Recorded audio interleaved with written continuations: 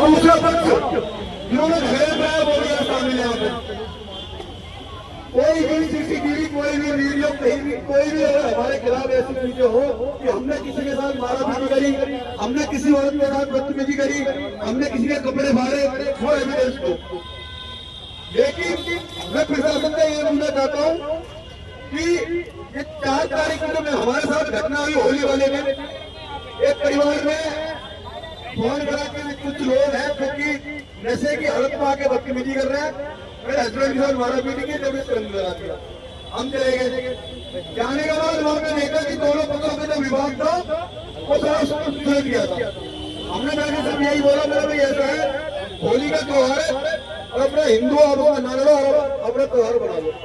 इतना बोला इतने प्रशासन वहां पर आ गया। प्रशासन ने पूछा, एक जो SI था हमारे उन्होंने सिविल में भी भर्ती नहीं देनी थी।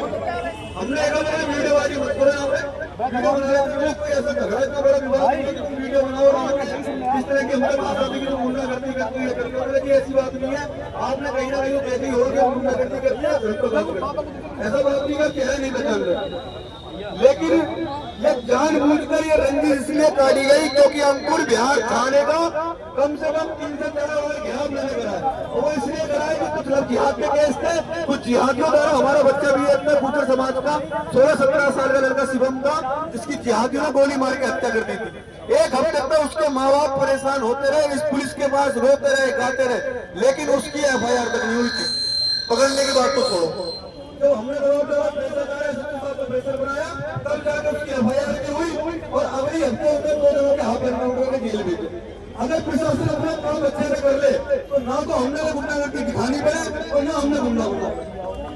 कभी कोई लव जिहाद में कोई बच्ची फंस जाती है तो उसको माइंड वॉश करके कोई जिहादी से भगा के ले आता है, और जब उसके दुखी माँ बाप थाने के अंदर पहुंचते हैं तो उसके माँ बाप से भाषा क्या होती है कि तेरी बेटी में और ज्यादा थी, भाग गई, जाकर ढूंढ ले। हमने यही काम है और भी बहुत सारे काम है। वो जब इंसाफ नहीं मिलता तब हमला करना पड़ता है मैदान में, इसलिए हमें गुंडा बता दिया जाता है। और कहीं ना कहीं किसी के प्रशासन की आंखों में लड़ाई में हमारे जैसे आदमी रहते हैं, और यही लड़ाई थी जो मेरे से हुकूमत निकाली है।